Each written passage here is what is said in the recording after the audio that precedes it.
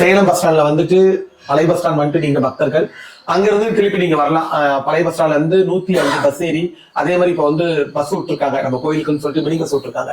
அந்த மினி பஸ்லயே வரலாம். அப்படி தெரியாதவங்க ஆட்டோ ஏறி வீராணத்துல இருந்து கூட இங்க அப்படி ரீச் ஆகி வரலாம். இங்க கத்தாலப்பாடி கிராமம் வளையக்குளம் ஸ்டாப் இங்க இருந்து வாக்கிங் டிஸ்டன்ஸ் தான், நடந்து வர தூரம் தான். நீங்க தாராளமா வரலாம். ஏன்னா நம்பிக்கை வைக்கிறதோட கருவறையில் இருக்கிற அம்மனை நம்பிக்கை வைக்க, அவதான் உங்களை காப்பாத்துவோம். அவங்ககிட்ட கொடு முன்னாடி.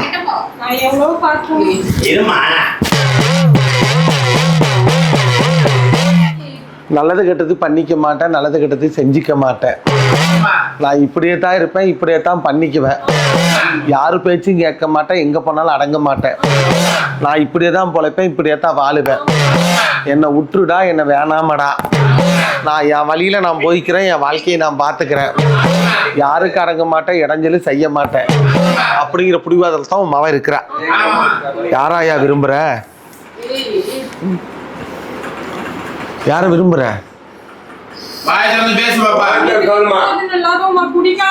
யார விரும்புற? அப்பா வாயை வந்து பேசினாதான் அவங்க சொல்லுவாங்க. 5 வருஷமா இருப்பேன் போட்டோ பண்ணி பாரு, நல்லவனா இருந்தா சேர்த்து வச்சிருவேன்.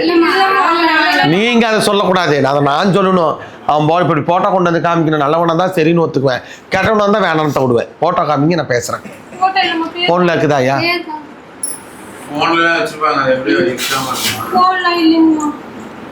உன் போன் எங்க? நான் பட்டன் போட்டா இதனாலே நான் போனே வாங்கிட்டு கிடையாது. அப்போ ஒரு ஆள் தான் போன் வச்சிருக்கேன். அவன் என்ன ஊரு? எங்க ஊரே தான்.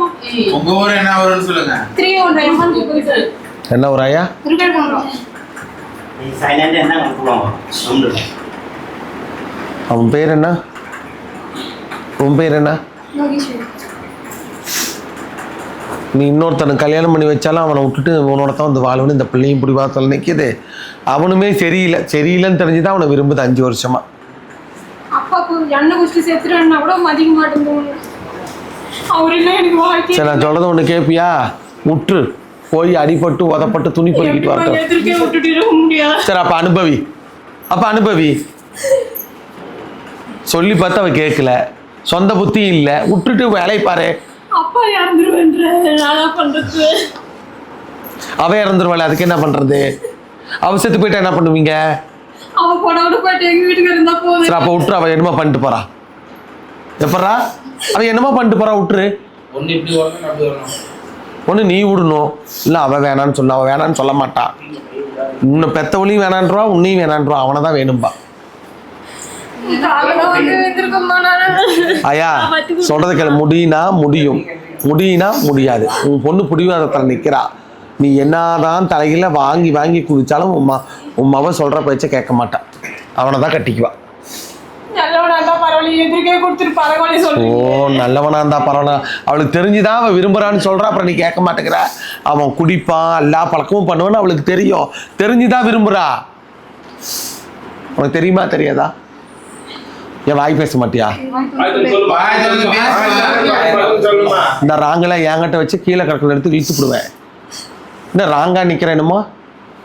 ஆமாம்மா நான் லவ் பண்றேன், நான் அவரோட சேர்த்து வைன்னு சொல்லு. ஆமா அப்படிங்கிற என்னமோ. அதை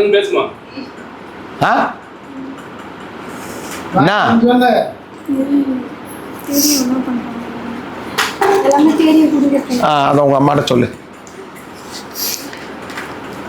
எதிர்காலமா சொல்லுது. எதிர் வீட்டு பையன் தான் என்கிட்ட நல்லது. எதிர்தான் சொல்லுது தெரியுதா? குடிக்கிறா. ஆமா. பையன் எதிர் வீடுப்பா. ரைட்டுமா, சொல்றது கேட்டுங்க. அது நான் அம்மா தெரியாம எப்படி இது பண்றதுன்னு அது நீங்க தான். அப்ப அவங்கள ஏதாவது ஒரு முடிவு எடுக்க சொல்லணும். சரிங்களா? இப்படி நிக்க வச்சுட்டு சொல்லிட்டு என்ன தம்பியே. அந்த பையனை கட்டிப்பேன்னு சொன்னா அப்பா செத்துருவேன்ற. அந்த பொண்ணை கட்டிக்க, அந்த பையனை கட்டிக்கலாம், இவ செத்துருவாள். அதுக்கு என்ன பண்ணலாம்? அப்ப விட்டுட்டு வேலை பக்கத்துல கல்யாணம் பண்ணி வைக்காத. சம்மதம் சொன்னதானே கல்யாணம். சம்மதம் சொல்லாம இருந்தா கல்யாணம் இல்லைல்ல. அர்த்தம் புரியுதா நான் சொல்றது? நீ பார்த்து கொண்டு போய் விட்டாதானே கல்யாணம். நீ பண்ணி வைக்காத, விட்டுற பாட்டு இருந்துட்டு போறா. சரி, நல்லபடியா ஒழுங்கா நான் சொல்ற மாதிரி கேட்கணும். அப்படியே இருந்துட்டா படிக்கிறா. படிச்சுனே இருந்தா பரவாயில்ல.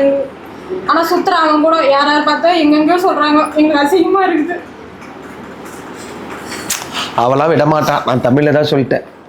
தமிழில் தான் சொல்கிறேன். ஹிந்தியில் சொல்ல சொன்னாலும் சொல்கிறேன், தெலுங்குல சொல்ல சொன்னாலும் சொல்கிறேன். அவ விடமாட்டா அவனை, அவனோட தான் வாழுவா. இதுக்கு மேலே என்னடா நான் சொல்லிட்டோம். சொல்லுங்க. அவ விடமாட்டா. விடாதது. இவங்க தான் கீழே போய் கல்யாணம் பண்ணி வைக்கணும். வேற யார்கிட்ட போனாலும் அது கல்யாணம் பண்ணிக்க விருப்பம் இல்லை அதுக்கு. சொல்லுமா சீக்கிரம் சொல்லுமா.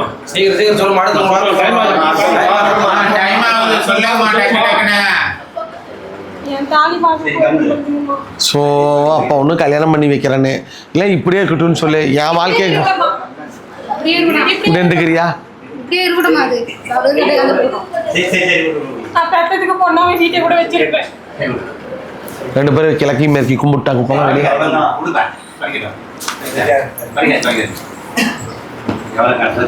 கைது கும்பிட்டுவாங்க.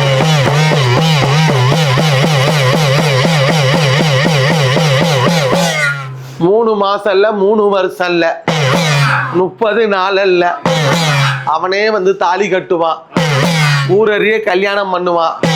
நீங்க வேடிக்கை தான் பார்ப்பீங்க. அவன் எல்லாம் துணிஞ்சு நிக்கிறான், நீங்க ஏமாந்து நிக்கிறீங்க.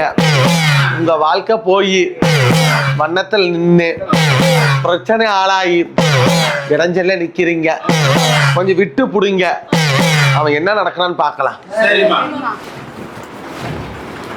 இதை வெறும் வயிற்றுல சாப்பிடக்கூட 2 விளைவிக்கோ. சேலம் பஸ் ஸ்டாண்ட்ல வந்துட்டு பழைய பஸ் ஸ்டாண்ட் வந்துட்டு நீங்க பக்தர்கள் அங்கிருந்து திருப்பி நீங்க வரலாம். பழைய பஸ் ஸ்டாண்ட்ல இருந்து 105 பஸ் ஏறி அதே மாதிரி இப்போ வந்து பஸ் விட்டுருக்காங்க நம்ம கோயிலுக்குன்னு சொல்லிட்டு மினி பஸ் விட்டுருக்காங்க. அந்த மினி பஸ்லயே வரலாம். அப்படி தெரியாதவங்க ஆட்டோ ஏறி வீராணத்துல இருந்து கூட இங்க அப்படி ரீச் ஆகி வரலாம். இங்க கத்தாலப்பாடி கிராமம் வளையக்கோணம் ஸ்டாப். இங்க இருந்து வாக்கிங் டிஸ்டன்ஸ் நடந்து வர தூரம் தான். நீங்க தாராளமா வரலாம். ஏமெல்லாம் நம்பிக்கை வைக்கிறதோட கருவறையில் இருக்கிற அம்மனை நம்பிக்கை வைங்க. அவதான் உங்களை காப்பாற்றுவோம்.